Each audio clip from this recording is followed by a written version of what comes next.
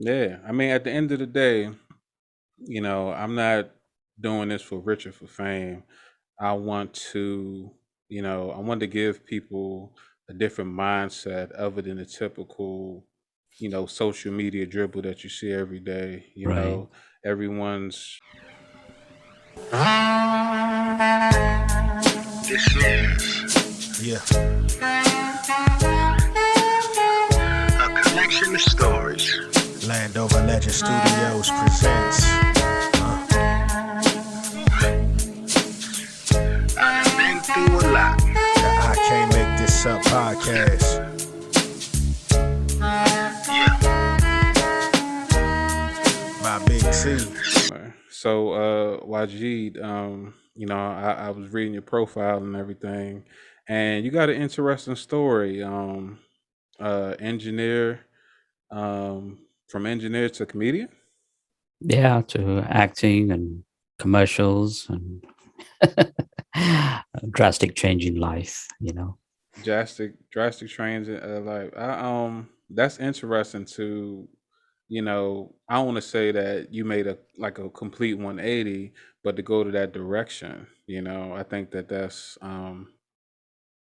I can't say it's starting to look like the new normal instead of it just being one out of a million. You know what I mean? Well, based on the what happened in the pandemic, a lot of people started searching and realizing, that is this my life? Is this, is the 9 to 5 my life? Am I a slave to the system? And a lot of people actually during the pandemic changed their careers to something that they want to do. Mm. And I think it's a sign of the times. People are searching and finding out that it's not what they need to do in order to make a living, it's what they want to do. And I think I reached that stage in my technical career where I just got burnt out.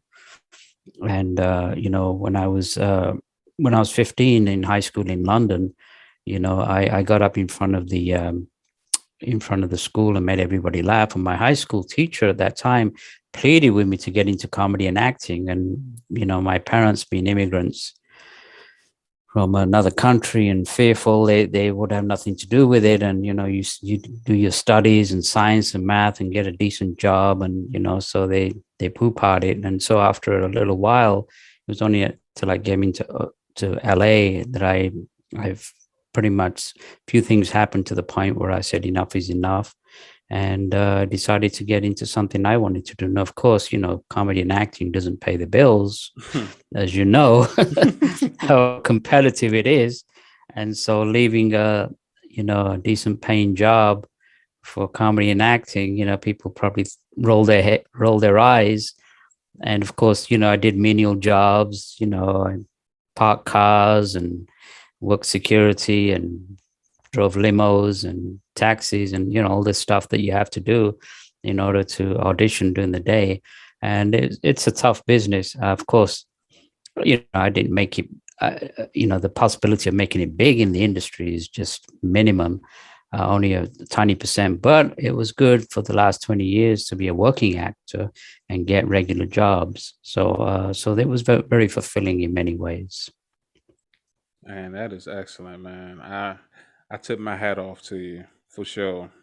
Ladies and gentlemen, I'm your host, the Landover Legend, aka Big T, and thank you for listening to this new installment of the I Can't Make This Up podcast. You have been listening to me and my guest Wajid Hassan. Get a little bit into his background and about everything he has going on. So, Wajid, say hello to my audience. Hello, audience. Great to be on your show, Terrence. Appreciate it. Man, no doubt, no doubt. So you decided 20 years ago that you was gonna, live out a passion of yours, and you moved to LA from where? Well, I was born in Pakistan, and Hmm. then my parents moved to England when I was 3 years old. So I don't remember much of Pakistan, although I did get a chance in '85 to go there for 5 weeks to get back to my roots. But mostly I was raised in England, in the north of England, near Manchester till the age of 10. Then we moved to London and then went to high school in the East End of London.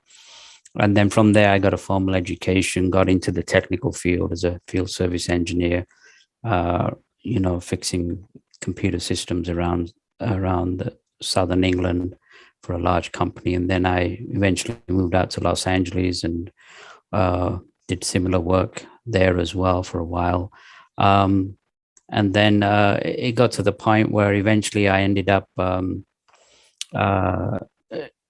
with a little computer repair store in Hollywood near Sunset and Highland, and I was fixing this lady's Apple computer once, and at that time I had my spiritual master, uh, my yogi master passed away around 1997, and I kind of got into a depression. And then my wife at the time said, well, you did a little comedy and acting in school and you always wanted to do it with it. Maybe it'll help you with your depression. I said, okay. I started taking some stand-up comedy classes and did the open mics at the Laugh Factory and Comedy Store, and found out I could make people laugh, and was pretty content with that. And then, I believe that destiny occasionally, I don't believe in chance. I believe that sometimes things happen in your life which were meant to be. So, I was fixing this lady's computer and she kept staring at me, and I said, "Why do you keep staring at me?" She said, "Well, you have an interesting face." So I didn't know how to take that. And I said, "So?" And she said, "Well, I'm a casting director." And I didn't know what a casting director. And she said, "Well, let's see if you can get you an agent." So she got me an agent, commercial agent. Next thing I know, I started booking commercials. The computer repair business went down because large companies like Best Buy, Circuit City, and all that were taking over, and so the chances of actually competing with them were nil. So that went on, and then so I decided, well, that's something I want to do.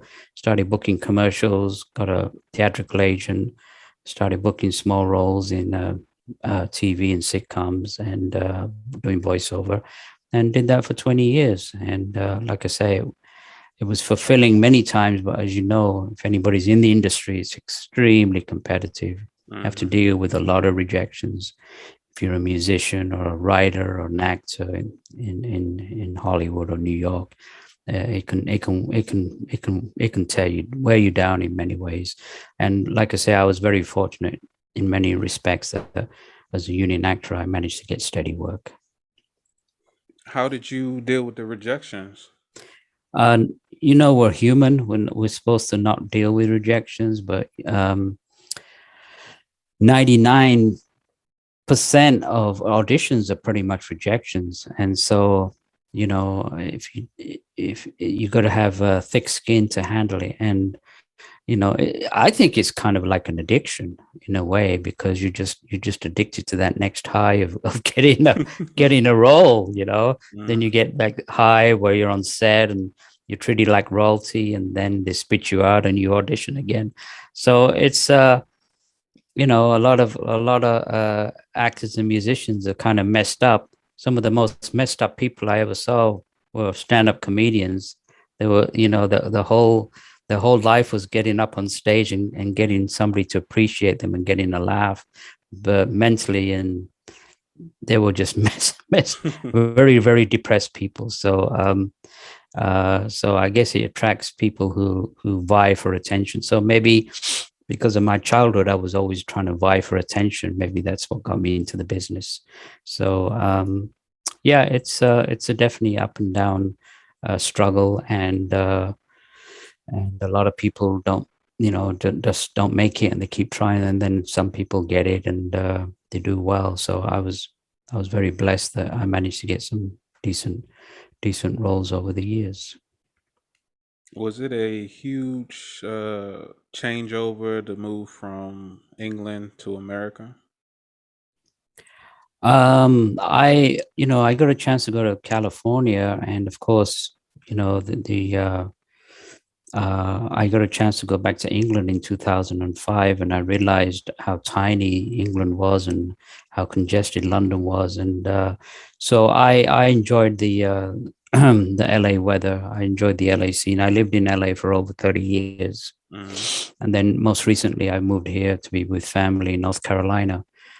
So I really, I think the opportunities that I got in this country, I probably wouldn't have got when I was in England.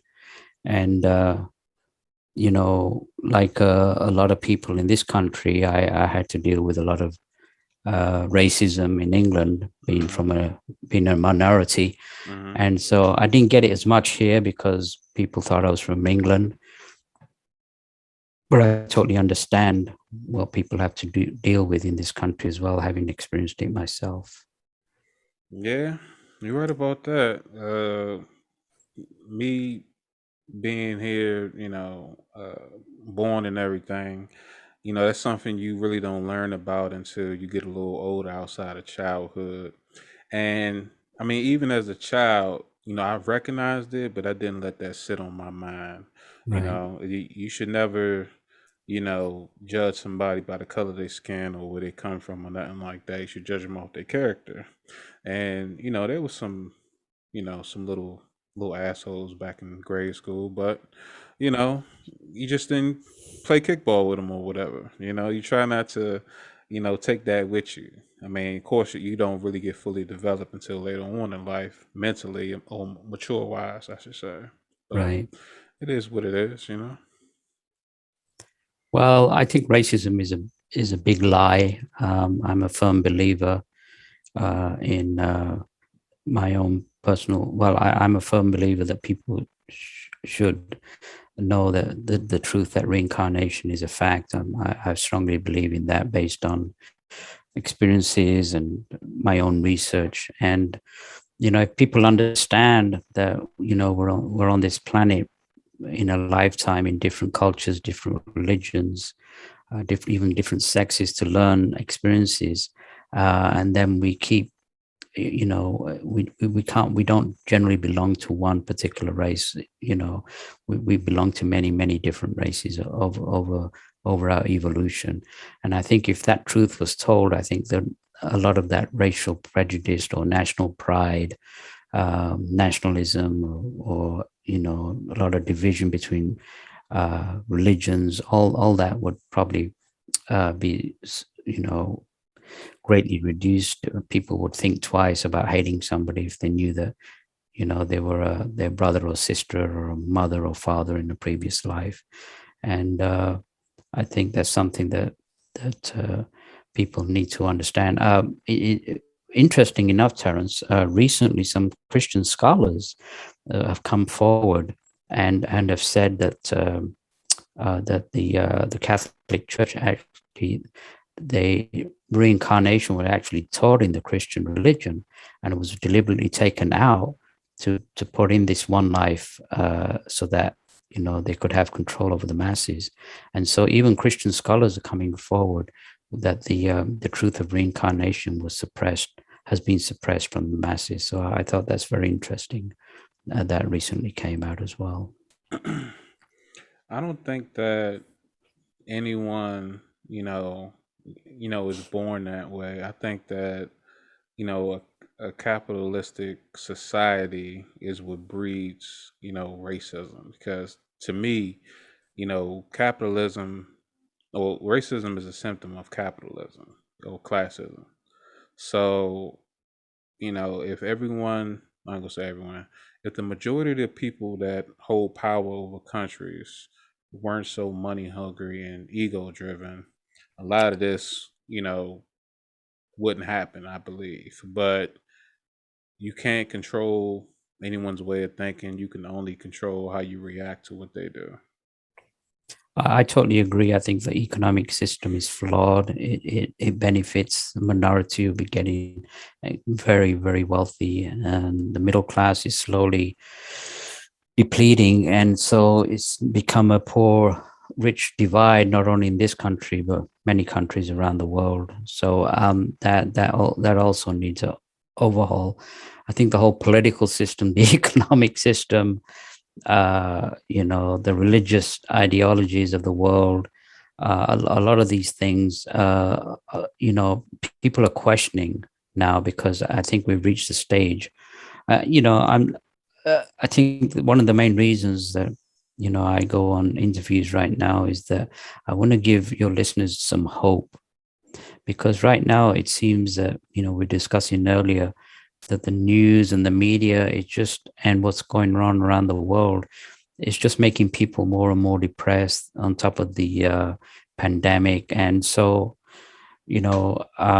I believe there is a light at the end of the tunnel. I believe there is a great change that's occurring right now, astrologically, metaphysically. I think people's mind concepts are changing to have a more universal approach to life, and the realization dawning that indeed, despite our differences, we are all part of the same human race, that we are one entity, which we have been for the last 18 million years. No doubt. So last year became the best worst thing for a lot of people. So in your particular case, how did you deal with, being shut in, and how did you, maintain your sanity and not feel like you were caged in, opposed to, it just all being in your mind, and, you actually control, all of your actions. You just had stipulations behind them. Well, one thing that was in my favor was that I managed to publish my book, Uh-huh. which was on hold for about 3 years. I just had a lot of frustration getting it published, and so being in isolation, I managed to get it published and started promoting that. So I kind of got busy in one aspect. In regards to isolation, it's we're not meant to be isolated. We're meant to be together in communities and groups and family situations. And the fact that my brother lived down the road and I couldn't even see him, just the weirdest thing ever. Mm-hmm. um I got into my own spiritual practices. I got into meditation, into prayer, and thinking less about myself. Got busy as far as promoting the book, and just reaching out and sending out light energy to the world. And that's what I've been doing for the last 40 years as a healer as well. And so, you know, I feel sorry for a lot of people, especially older people, who are isolated and by themselves. I got onto Zoom meetings. I interacted on Zoom, and so I try to stay as busy as I could, and not get into self pity and woe is me, and depression, and which we can all get into. And so I think it's important for our sanity is to have some kind of spiritual program. Doesn't matter which one that you have. You don't Doesn't have to be a religious program. There's something that can keep you centered, that can keep your serenity going, despite everything. I mean, you look at prisoners of war. You look at a lot of people who've been oppressed, and for years they've had to put up, with a lot of um, limitations. So I think it was a good way of learning as well, and appreciating, the suffering of other people go through when you go through this isolation. And I think it probably wasn't good for the younger people. It probably affected them. A lot of the younger people suffering from anxiety and depression because of this. But on the whole, I think there's been pandemics over, I studied pandemics. There's been pandemics in our history.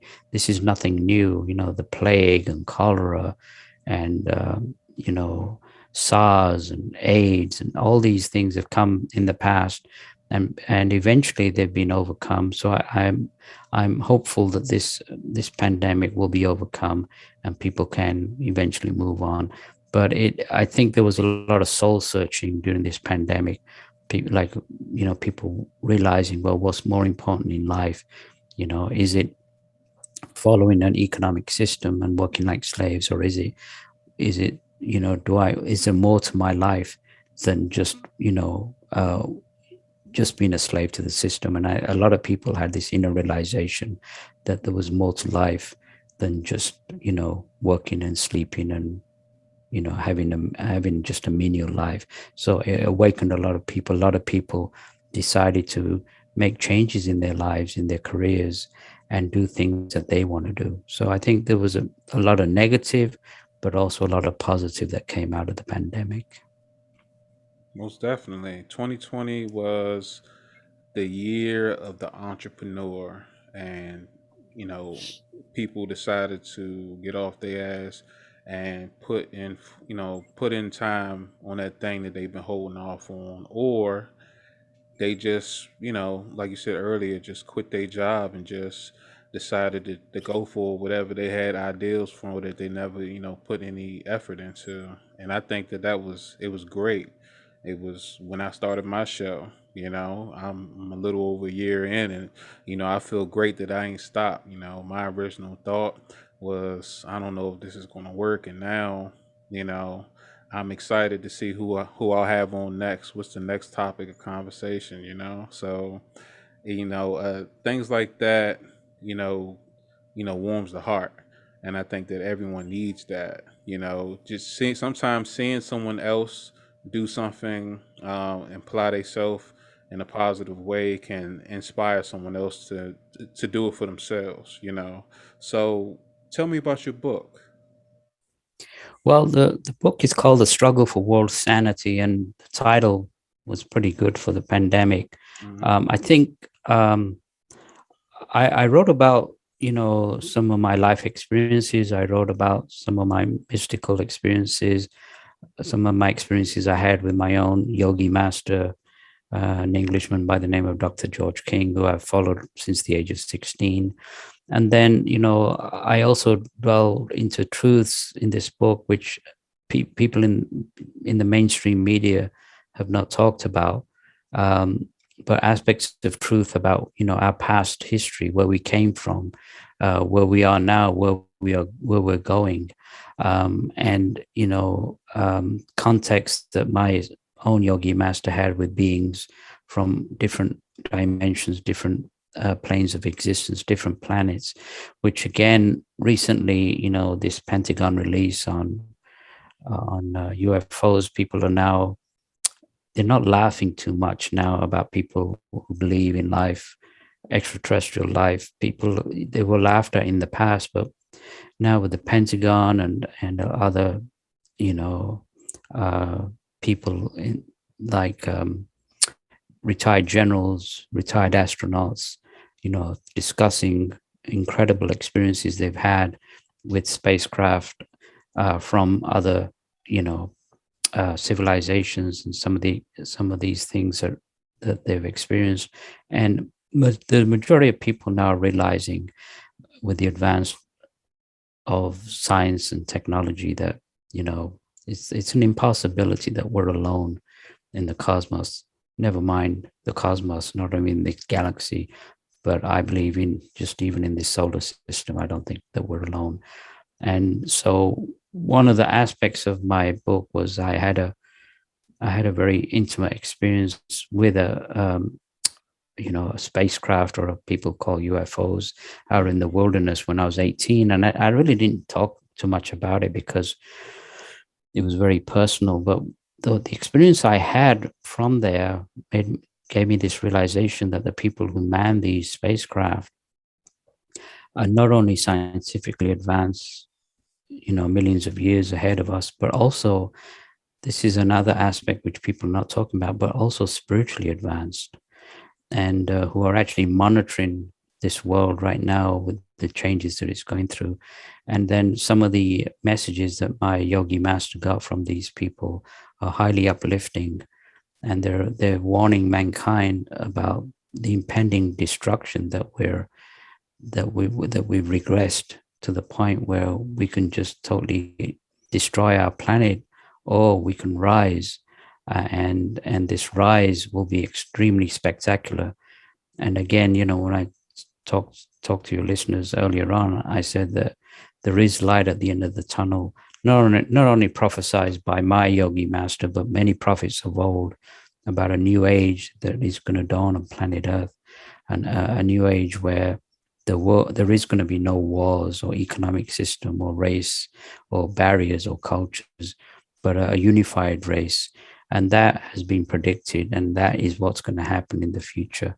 And there's nothing that the politicians or the warmongers or the polluters can do about it. It's been foreseen, and that's exactly what's going to happen in the next few centuries. And then mankind, is being urged right now to rise, and the only way to rise is a universal spiritual, not I don't think a religious approach, but a universal spiritual approach. That indeed we are our brother's keeper, and we need to start helping each other in many, many, many ways, and not go back to our old self-centered selves. Yeah, that's the only thing about it. The only time that we unify is against something that threatens us all. The point of solidarity. It's only when it's us or it's them where you see true unification. And whether it be a country, when it should be everyone on this planet, Because I'm thinking like this, if extraterrestrials decide to land, you know, and do us harm, are you really going to be concerned about the guy next door to you that's a different shade? Like, are you going to be like, hey, that ship looks dangerous. Let's work together. Me personally, I think it would be cool to actually, meet an extraterrestrial. Um, Only if they're peaceful, educational, who's trying to help us get to where they are. Because apparently they have flying ships that can fly through space. You know what I'm saying? That are, able to cloak themselves or shift. Because there's a lot of talk about, you know, what is it called? Color oscillating ships that have been spotted. Like they were there, and then they all of a sudden they disappeared. They blended in with the sky and stuff like that. Like, not for the purpose of advancing war technology, but for survival. You know what I'm saying? Like that would be the key. And then people just don't they just don't think that way, and it's a shame that it's a small portion of our population that actually have the insight to not think about themselves and think about all of us. Well, I think this phenomena of UFOs and extraterrestrials, I think I think it's one of the most important aspects right now in our history. We've been, people talk about, if these extraterrestrials were belligerent. I think if they were belligerent, we would have been taken over a long time ago. If, like you said, if they have these craft that they're so superior, I think they're peaceful. I think a lot of the fear has been created by the media and the governments, so that they don't want people to know that there are beings that are very powerful technology wise and spiritually than the people that run this world. And so you know I believe my yogi master was in contact with these higher beings, and he asked them that if you wanted to take over the planet, how soon could you do it? And they said within 10 to 15 minutes. And so they've been observing us for many, many centuries. I believe that there was a lot of extraterrestrial sightings after we started exploding the atom and hydrogen bombs, because we were in danger of killing the planet and ourselves back in the 50s and 60s. And there was a tremendous amount of UFO sightings in the sky. So they do watch over us, and they're telling us to return back to the spiritual laws, thou shalt not kill, and to be our brother's keeper, and get back into the way that we were. I mean, if we studied our history, my yogi master, Dr. King, he wrote this book in the 60s called The Nine Freedoms. And in there, he outlined the true history of the human race. And, Terence, at one time, we were extremely advanced race of people, and we've actually involved ourselves. We've regressed ourselves tremendously. And so what they're saying is, we need to get back and become the gods that we were at one time. The Bible talks about Adam and Eve and the fall from the Garden of Eden. I think at one time we had utopia, and we just, because of our stupidity, a lot of the civilizations that we belonged to went down. Two of them actually went down in atomic warfare: the civilization of Lemuria and of Atlantis. And and we're kind of bound to do that right now because of our hatred and our mindset and our greed, and, like you said, our selfishness. And so I think we've reached a crossroads. I believe that either we change, and if we don't change, I don't think we'll be allowed to stay on this planet. I think we will be taken to another planet and start our evolutionary cycle on another planet. And I believe that people who will stay here are the people who will try to make a difference, raise their consciousness, raise their vibrations, and become part of this new age that is going to happen on this planet in the next few centuries.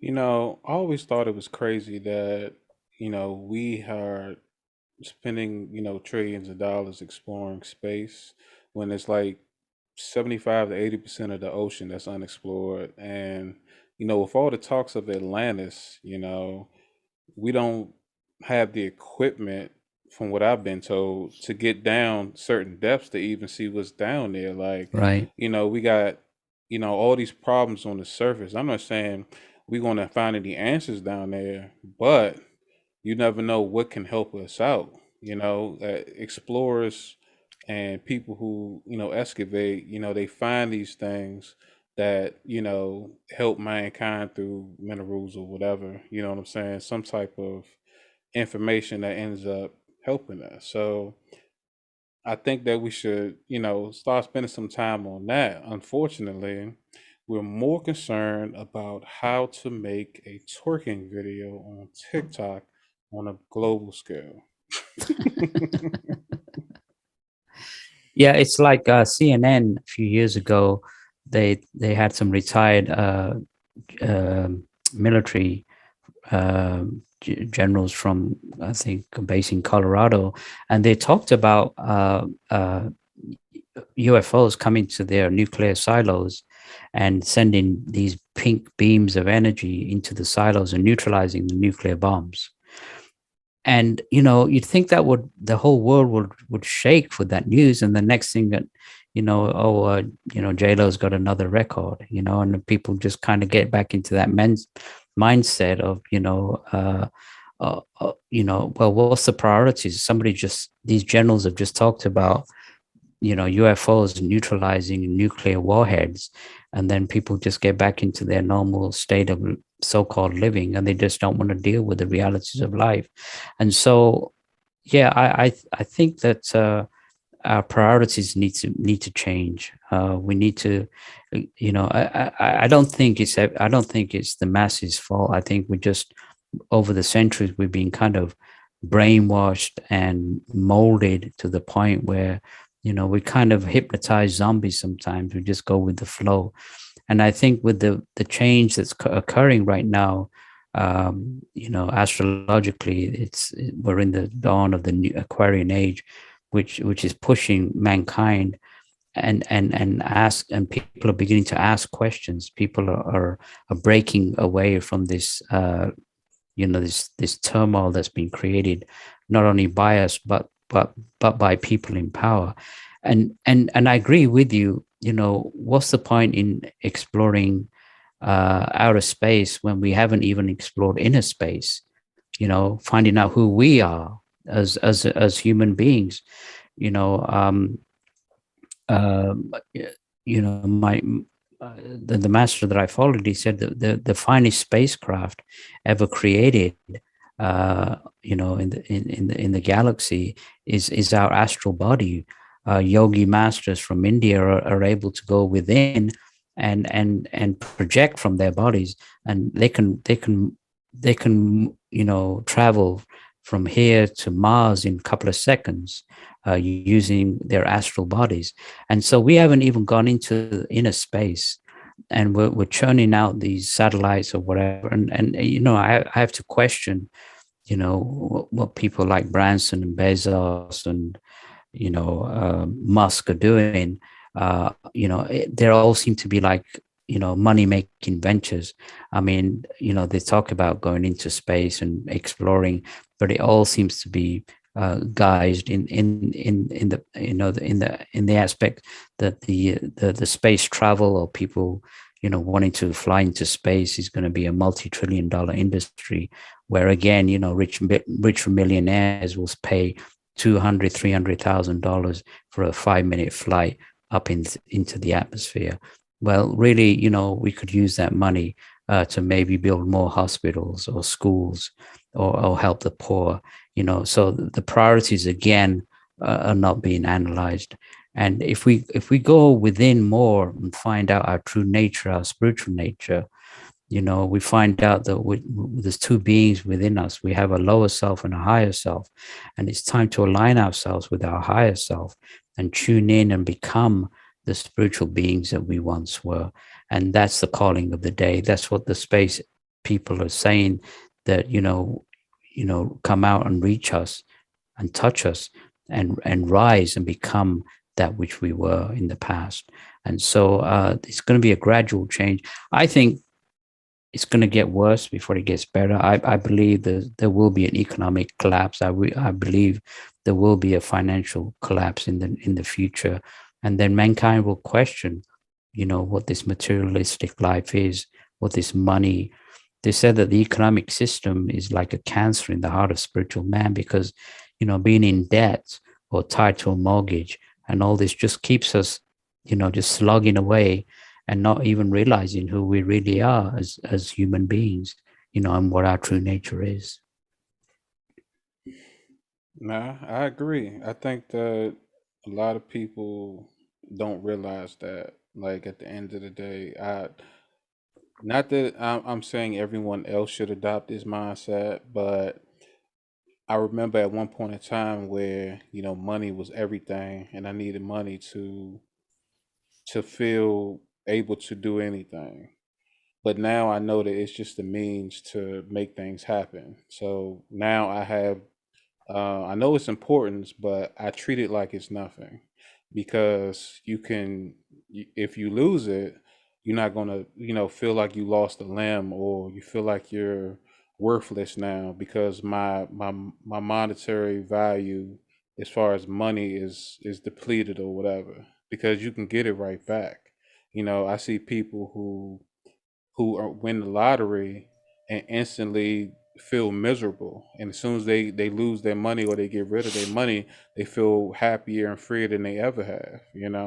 So I believe on a whole that people know that money doesn't buy happiness. It just provides options. And if everyone could see things that way and stop treating the next person like their worth is equated to the amount of money they have in the bank, then you know these billionaires and these trillionaires would do a lot more, instead of taking trips to space, when they could just like Bezos. He has enough money to like give, like, I don't know, a billion people $1 million. You know what I mean? Like, the collection of the wealthy could end homelessness in so many Right. countries. You know what I Right. mean? Yeah. Just by something they could be considered a tax write off. But it's like, what do you like? I can't tell you what to do with your money, but I can tell you what the world looks like with you just sitting on this money that you waste, or you buy another yacht or another house, or um uh buy like a $8 million engagement ring for your wife or something like that. I'm not saying she's not worth it, but come on, man, you can't take it with you. Can't take a penny with you. I had a chance in 2006 to go to Africa, and I went to Kenya, went to a safari there, really enjoyed it. Then I went to Tanzania and I climbed Mount Kilimanjaro, which was an amazing experience. But I had a chance to walk through the villages, and there were people there living in mud huts made out of cow dung, Mm-hmm. living off the land. And the children were smiling, they were happy. They didn't have credit card debt, they didn't have the latest iPhone or iPad. And they were just, you could tell just from their eyes and their smiles that they were just contented. And I mean, just look at the trillions that we spend on war. Again, questionable wars. And everything's just upside down. I think there's nothing wrong with material security. Everybody needs a house, maybe a car, some money in the bank. Who doesn't? Of course, we all need all that. But like you said, when we go, it's like into the billions and trillions of people amassing wealth for what? It's the big lie. And we've reached a point where we look up to people with money as and people worship or praise. In the media, they praise the billionaires, instead of praising the real leaders, political leaders, and spiritual leaders of the world. People like the Master Jesus, the Lord Buddha, the Lord Krishna. Those were I believe, are the real leaders, political and spiritual leaders of the world. And that's what we've been asked to do, is to start listening to the spiritual teachings of these great masters, who I believe weren't from this planet. I believe they were from the higher spheres, from different planets. They came to Earth and to teach mankind the real value of life. And so if we as the human race go back to these spiritual principles, we will think twice before we start this murder and pillage and this worship of materialism. We need to get away from that and get back into, we're spiritual beings in physical bodies. It's not the other way around. And so we need to gain that inspiration back and get back to where we're supposed to be, decent human beings helping other human beings. Totally agree. I plan on going to Egypt one day. I also want to go to Japan, and uh, I definitely want to make it to Europe, travel to France. I got a couple partners that's in South London, So I think that if we got outside of our bubble and see what the world is really like especially like those people with the money that can just take a whole year off and travel the world and not have to worry about layovers and stuff like that because they got private jets, and really see what the uh the 90% live like, and what it's like to endure everyday life outside of wealth and everything. And I think that they will honestly have a difference in opinion. So it's all about self-reflection, and a lot of people don't want to self-reflect because if they do, they got to face what's really on the inside, so they mask it, with people around them or a certain facade or jewelry, cars, or whatever. And that's fine if that's the way you want to live life. I can't do it. That's just me. Yeah, I mean, money buys some happiness, but then after that, just I think the writer that he said, money buys happiness. After that, it just buys more money. And then with money comes responsibility, and the more money you have, yeah, I think the more miserable you can be in many ways, because you worry about hoarding it, and all these bills and all this other stuff, and millionaires are trying to be billionaires, and yeah, it's a mess. It's a total mess. And so I think the order of the day is this. It's this spiritual renaissance that's occurring around the world. People are beginning to wake up now to the reality of life.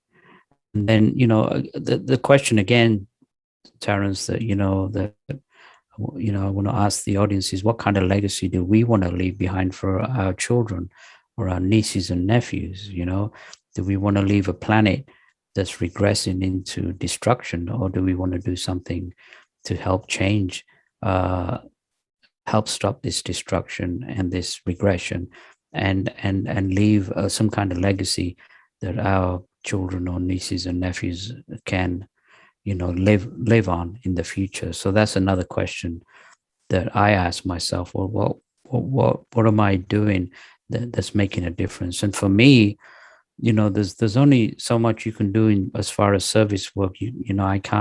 I can't suddenly leave town and do volunteer work in another country at this particular point. But one thing I can do, which everybody else can do in the comfort of their home, is send out the spiritual light. And that's the calling of the day, is send out spiritual energy to transmute the hatred and the greed and the violence.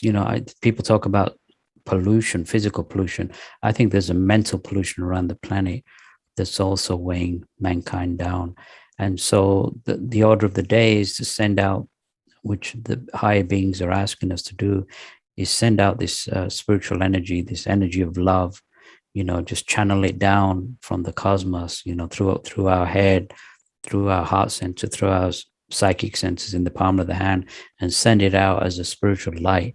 Doesn't matter what race, religion, or color or creed that you are, everybody can do that. You don't even have to believe in a higher power. So that's the calling of the day. I mean, back in the 70s, they had this oil shortage, and at that time, people were asking, about the energy crisis. And my yogi master said there's only one energy crisis on this planet, and that's the spiritual energy crisis. This is a very tangible energy that's been used over the centuries. One of the greatest healers on this planet was the Master Jesus. He used this energy to raise the dead, cure the blind, and it's that energy that's being needed right now on a global scale. And he said that if we solve this energy crisis, all other energy crises, or all other problems between countries and in our personal life, will automatically be solved. So that's the order of the day: send out the light, send out the power. And I belong to a group of people from like 50 different countries, and we send this energy out on a regular basis online. So if people are interested in sending out the power and they don't know how to do it, they can go to this website called 12blessings.org, the 12 being numerical, and they could join us in sending out this light. So I think that's critical in these days to help save the planet and the race right now. Don't you agree? I do. I think that it's a shame that, powerful messages like what you just said get outshined by, trivial BS throughout the media every day. And my personal opinion, I don't believe that money can buy happiness. I think that it can buy moments. Like, if you're hungry, you can buy your favorite meal, and now, you're happy that you have this meal, but it's more of you fulfilling a need of curing your hunger. Happiness to me is when you're in a state of total bliss that doesn't cost you anything. You know what I mean? So just you being there in whatever setting or with someone, if someone makes you feel happy, or someone makes you feel like the rest of the world has melted away and the only thing you have is you two, you need to figure out what it is that that person brings out of you, and then find it for yourself. That's my perception on happiness, because it's just like, you know uh if you binge watch a new series on Netflix or whatever, or any streaming platform, and you in love with this show, and you was having a crappy day before you found it, and then when it ends, you feel like it's over. Now my bliss is gone. You need to get to a point to where that doesn't stop. It can just be something new and something great that makes you feel joy is added on to your regular day. It's okay to have a bad day. It's not good to have a bad life, you know? I think you have a very valid point. I think there's a certain sense of satisfaction when you're not concentrating on yourself too much these days and you're more into helping others, there's a sense of inner satisfaction or inner joy that I get from helping people. I think if you're too centered in self and selfish, then I think there's going to be a lot of unhappiness because you're always thinking about yourself. I you know, Dr. George King said that we didn't come on this planet to suffer. This planet is a beautiful classroom. It's a spacecraft revolving around the solar system that's going around the galaxy, on planet Earth. And, we're offered everything that, and we're supposed to go within and reach, like you said, these blissful states of high meditation to the point where we can rise our consciousness up to this state of bliss. And that's our divine heritage. We didn't come here to suffer and go through this misery. And that's what people need to realize, that inner joy that people crave is within and not from the outside world. And so the more we go into meditation and realizing our higher aspects and going into prayer, sending out this energy, I think that there will be more fulfilled than, like you say, experience all this materialism, which is all fading anyway. It doesn't really matter in the end. Like you said, we can't take anything with us. So I think the order of the day is to go within more, is to meditate, is to pray, and to rise and send out power to other people. There's more of an inner joy and satisfaction that comes from there than the material wealth. But at the same time, we can't walk around with a begging bowl. We have to have certain material items around in order to make a living, but not to the excess where, do we really need the latest car or the latest phone or the latest, these are just tinsels that are devised so that, just keep us into regression into the material world. Absolutely. Basically, luxuries of life should be being able to feed yourself and feed your family, and maintain a clean and healthy lifestyle. But not everyone thinks like you and I. So let me ask you this: have you had any opportunities for comedy lately? I've been more into promoting the book, Hmm. and I've been getting a lot of interviews. So I'm focusing on that. I have an agent here, and I decided to put a hold on the comedy and acting at the point. Right now, I'm just enjoying. I mean, this is a labor of love. I don't make any money out of it, Hmm. and it's something I believe is more important right now than my career. Is sending that message, especially in these dark days where there's so much turmoil going on. I think it's important that this message go out to people, and our people, if they read the book, will be inspired. It'll give them hope, and so this message of hope is what I'm doing right now. What's been the feedback since you released your book last year? You know, I've had a lot of good reviews on Amazon. Every host that I've talked to, nobody's been in a negative state, and everybody's been pretty open minded. I think people are more open minded now than when my yogi master in the 50s and 60s, he was laughed at when he talked about extraterrestrial life and the need for unification and the dangers of atomic warfare. And at that time people didn't understand. People are more open now, more open minded, Hmm. and more willing to listen. So I haven't really had anybody show any negativity towards what I'm talking about. I think more people are actually accepting that reality because most people realize that we are in a pretty bad state overall around the world right now. Okay. So, what are some of the things that you stay away from to keep your mind clear and keep yourself from being polluted from the negative, Uh, energy? well, I think exercise is important. Uh, I think yoga, meditation, going for a walk, doing a workout, breathing exercises. I think those things are very important. Going within, and so any kind of physical program is very important. It's good for your mind and body, and then a spiritual program, and then also hey, I listen to Chappelle and Sinbad. Sometimes it's good to just have a laugh and enjoy yourself.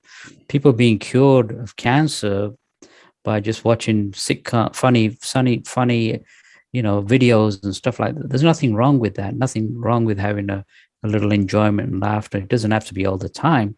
But it's good to detach. I can get very, very depressed watching the news, especially recently. And sometimes I try not to. I try to look at the headlines, and that's about it. And I just use the serenity prayer. To accept the things I cannot change, and to have the courage to change the things I can, the wisdom to know the difference. So there's certain things that I can't change right now, no matter how much I feel for the world.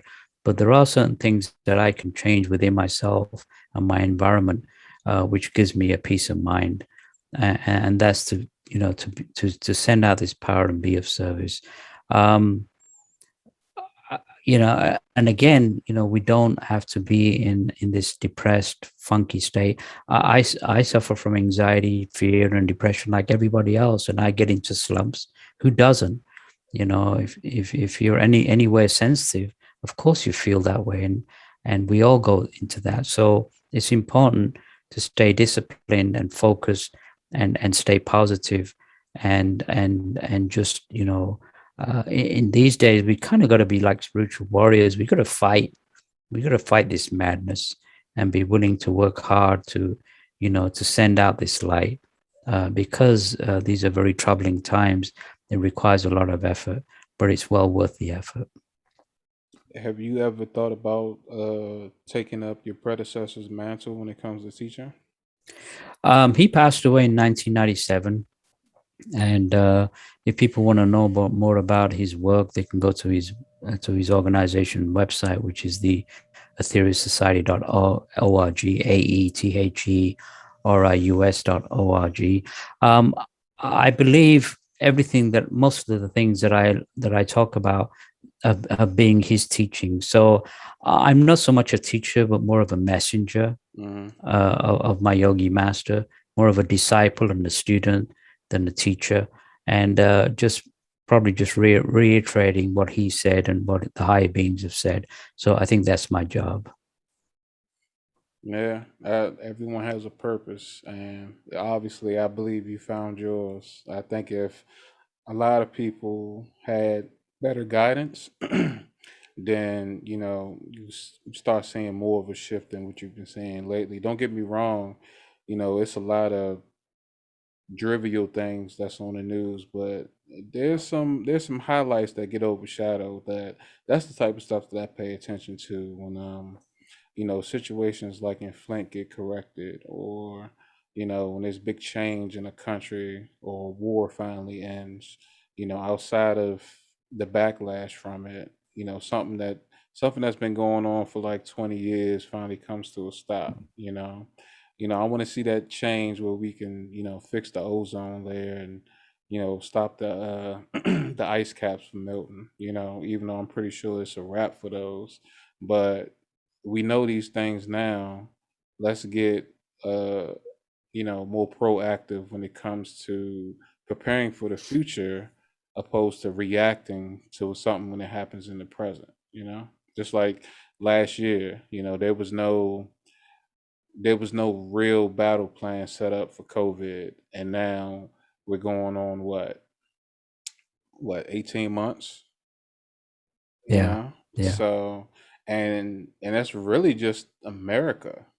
A lot of, I'm not saying all other countries, but a lot of other countries don't even think about it anymore. You know what I mean? So, yeah, yeah, I'm tired of of holding the mantle of living in the best country in the world, and we feel so behind compared to everyone else. And then these are a lot of places that people look down on, or shun, or think lowly of in comparison, yeah.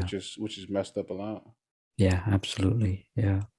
Well, I hope it sorts itself out. It's been a big mess, and again, a lot of greed and selfishness, and people, battling different ideologies and all that have caused a lot more suffering. And I do believe that war is a racket. I believe it's for profit, and all the suffering that's occurred during war. I think it's time to transmute war into that love energy, and no amount of bombs and bombing is going to fix any terrorism.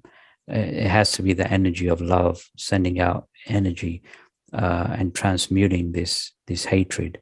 That's the only solution. War is not the answer, that's for sure. I'm in total agreement with you. So let me ask you this: you got any travel plans for yourself in the future? Right now, thank goodness with Zoom and most of my work I can do from home. And so I don't have any major travel plans. I mean, I may visit a couple of cities where friends are, but um, thank goodness for the technology now. It's not necessary to travel anywhere to make speeches or do Hmm. interviews.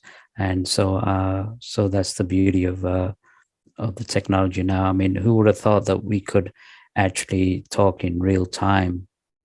You know, uh, even a few years back. So that's a good thing about. That's a positive thing about technology. It's bringing the world closer together. And so, all the conspiracies and the hatred can also be changed, where two people like me, you and me, can talk to different cities simultaneously and send out a message of hope. So that's a positive aspect of technology as well. Most definitely. I am envious of anyone who gets, the newest thing ahead of time, but I'm also aware that, you know, we can't make this life. You got to unplug, whether it be, virtually, or you looking at something on your phone or whatever. You got to get out and realize that life is happening outside of this screen, outside of these microphones, outside of these headsets. And that's the difference. I slowly feel like we're getting more and more matrix like, when you have a lot of people have it down to a point to where they don't have to leave the house at all, and they choose not to. And don't get me wrong, for health reasons, sure, I understand. But when that just becomes, it starts to become the norm on a massive scale, and then it's like, what are you doing? Like, if people look at you funny because you're calling them because you're outside of their house, like, that's not good. When I grew up, outside was all I knew. That's where Right. everything was happening. So now everything's happening, behind the screen, in 4K or not. You know what I mean? So I think that people need to learn the difference between reality and virtuality. You know. Everything is instant gratitude now, instantly. Everybody wants it instantly. I mean, back in the 80s, I'd come home and I'd put on my answering machine and listen to my messages. It's like it wasn't the end of the world. And then I call people back the next day. Now it's like we're a slave to the system. Absolutely. And you're right, just sometimes that's why we need to go into meditation and prayers to detach from the noise, from the hustle and bustle, and take time for ourselves and find out the real us, instead of being, slave, a zombie to the technology. I mean, somebody emails me, I got to email them back. In the old days, used to get a letter and send them a letter. It's like, Remember when you didn't know who was calling you? You just had to pick up the phone and say yeah, hello. yeah, It was yeah, no no, options. yeah, no caller ID, nothing. Yeah, amazing. Man, I thinking about that makes me miss how good, fast food restaurants used to be. In my personal opinion, they changed since early 2000s. It's just, big pharma. They growing everything, and they just pushing out all this stuff that's just flavorless. Garbage, yeah, Man, absolute garbage, unhealthy garbage. And then people get ill, and then they start taking the medications that have been advertised, and yeah, we need to get regress from that as well. Start eating healthy from the land. I mean, exactly. my sister grew some tomatoes the other day, out in the front yard, and it's like, man, never tasted tomatoes like that before. Amazing. So Man, yeah, need to go back on and start farming from the land again. Absolutely. if you could time travel back to a year in your life, what year would that be? Um, that's a good question. I'm not. I mean, at one point, I think sometimes childhood is good, where you don't have to think about anything, and you know, you don't have the worries of life. Sometimes, some aspects of my childhood were very good, some not very good. But um, I would probably go, not maybe in this life, but maybe in a previous life, where I was something that was, that I could remember, where life was a lot better. I'd like to go back to where we were at one time, when we were in utopia, when we had everything that we wanted, and get back to that point. So I'm not quite sure about this life. It's been pretty strenuous. Yeah, going back to the days of no responsibilities would be awesome. I think that if I could go back in time, I would. I was born in the mid '80s, but if I grew up in the mid '80s, I think that I would have enjoyed that decade better. Like it just, from what I can remember and what you see on TV and old videos and stuff like that, like it just seemed like a better time. And then the '90s, man, the '90s, the '90s when everything flipped. In my opinion, it's just like, well, this is the new world. Watch out. Yeah, it just seems to be getting from better to worse. But we just have to keep keep staying strong, and keep our keep the goal in sight, that things are going to get better. Oh, most definitely. I always look forward to conversations like this. They recharge my soul because of the normal monotonous stuff that I see through on TV every day, or on YouTube or whatever. I mean, there's a lot of information out there, but it's overshadowed by clickbait. So Yeah, right. you got to pick and choose what you subscribe to.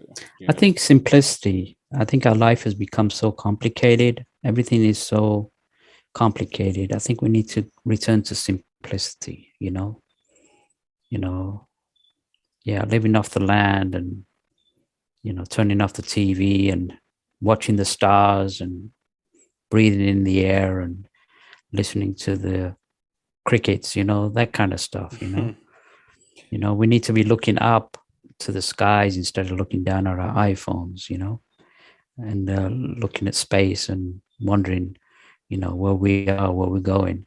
So I think back to simplicity is what we need to be doing. Yeah.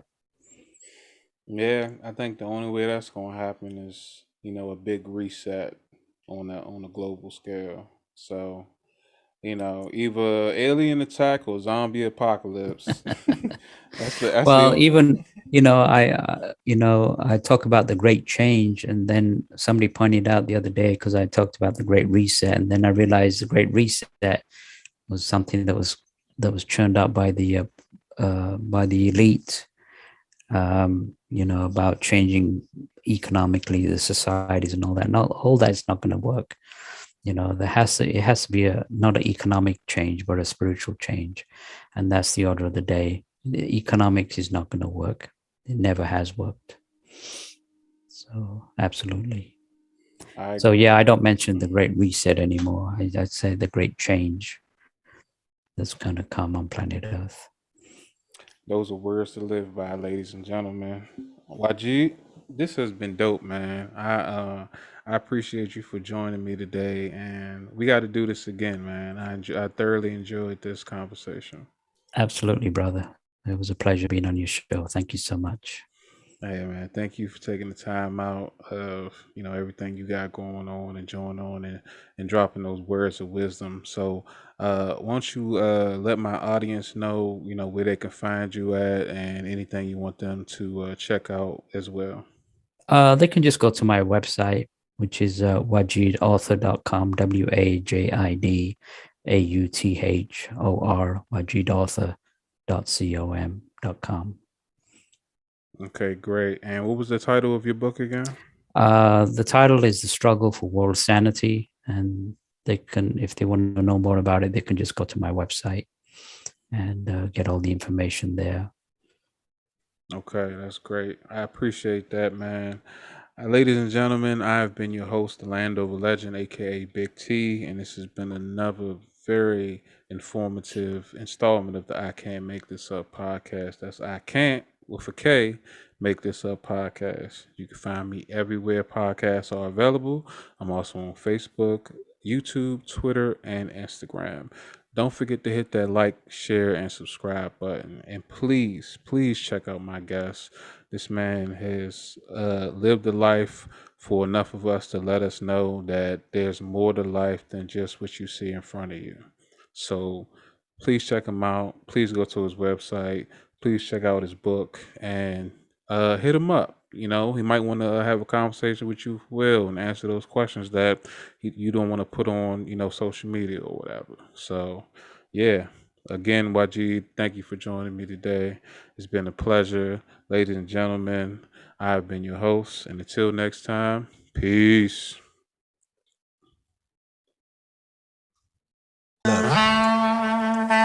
I can't make this up.